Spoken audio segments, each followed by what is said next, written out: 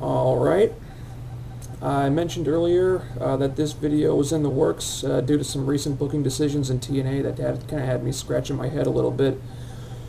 So today I'm going to talk about the lack of credible heels in the TNA Knockouts division.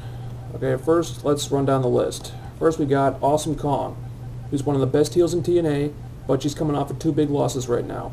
We've got Melissa Anderson, who's tremendous, but she's really hindered by the Muslim gimmick, which I've discussed before. There's Moose, but she's nursing a broken leg right now. There's Jacqueline, who's basically enhancement talent, and that's basically it.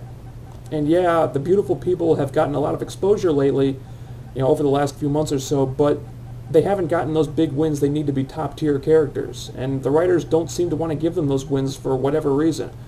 Instead, they've flirted with the top of the card for a while, but since Victory Road, they've pretty much been established as a mid-card act.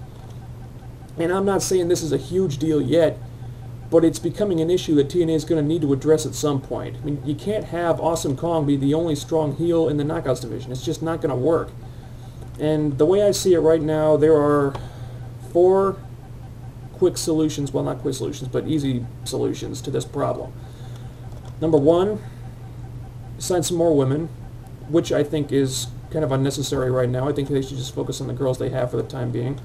Number 2, let Melissa drop the Muslim gimmick and push her as the badass cheerleader we all know and love, which is what I hope happens, because I think just relegating her to managing Awesome Kong from under a burqa when she's one of the best women wrestlers out there is just a huge waste of talent. Or failing that, I mean, they could have her start playing both characters at the same time. I'd be fine with either one, but I think there's I think there's a really cool storyline with her doing some sort of dual identity type gimmick. And something I'd love to see happen is, maybe the Motor City Machine Guns, who look like they're turning heel right now, say that they're looking to add, one of the knockouts to their act, and then they have a match with like the Rock and Rave Infection or somebody, and then Christy Hemme interferes in the match so her team gets the upper hand, but then Melissa jumps out of the crowd and does like a freaking moonsault off the top turnbuckle to the floor onto all 3 of them, or maybe she gives Christy Hemme like the Kudo driver or an air raid crash on the ramp, or something like that to help like Sabin and Shelley win, and then the 3 of them just destroy the Rock and Rave Infection. I mean, come on, Melissa paired up with the Machine Guns, how cool would that be?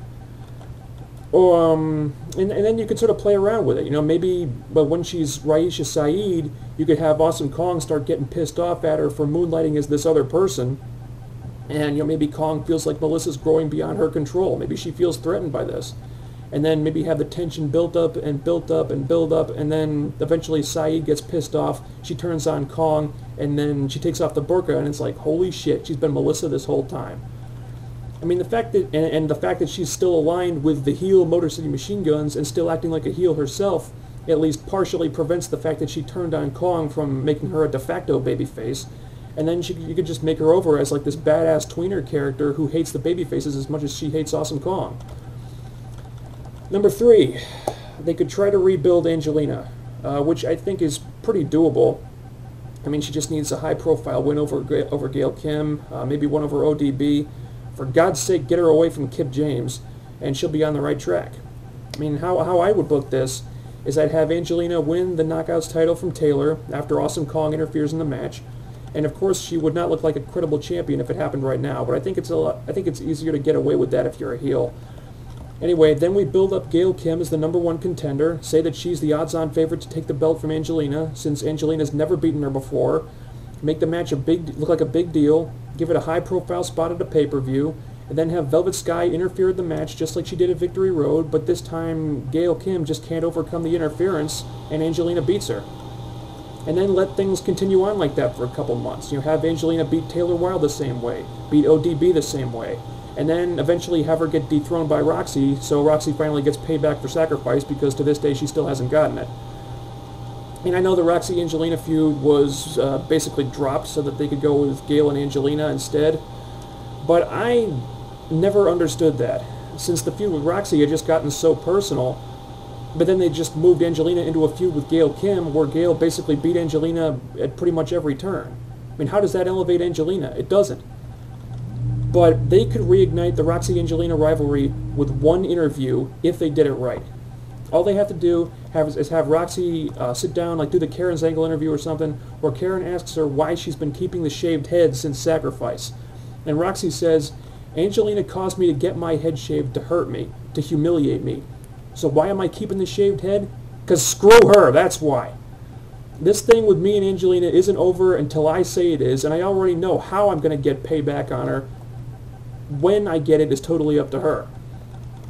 And then after she's gone through Gail Kim, ODB, Taylor Wilde, you have Angelina come out during Impact for some sort of self-congratulatory celebration. She gets on the mic, I am the greatest woman wrestler alive, I beat the fans' favorite ODB, I beat TNA's little flavor of the month, Taylor Wilde, I put Gail Kim in the hospital, no one is better than me, I'm the greatest knockout champion of all time, blah blah blah.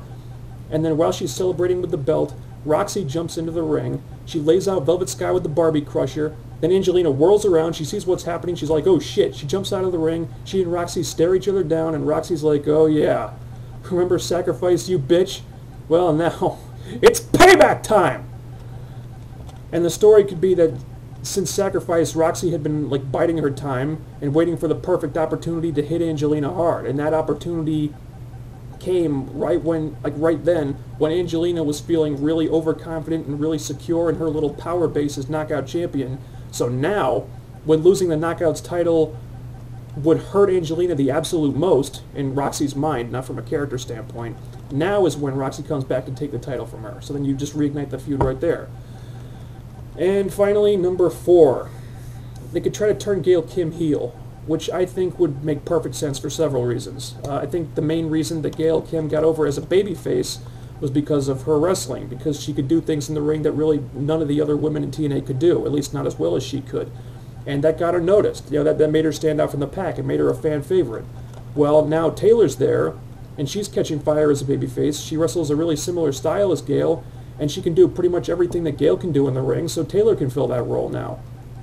And, I mean, honestly, I think Gail probably showed more personality in the ring back when she was a heel, when she was aligned with Jeff Jarrett and AMW a few years ago.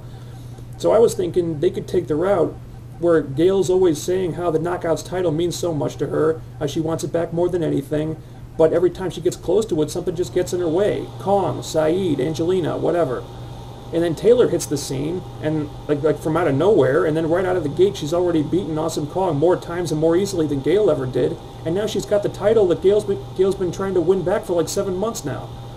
I mean, I think Gail could finally just get like really bitter and fed up with all that, and not necessarily align with Kong, Saeed, and the beautiful people, but she could just become like a pissed off loner type of character who doesn't fall onto the face or heel side of the playing field, but that just doesn't give a crap about anyone else and wrestles to get herself ahead.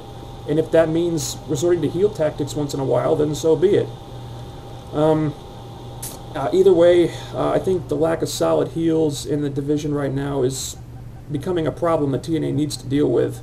And short of signing Sarah Del Rey to a contract and have her start plowing through people as only she can, which I would also love to see, don't get me wrong, I think any one of these solutions would work.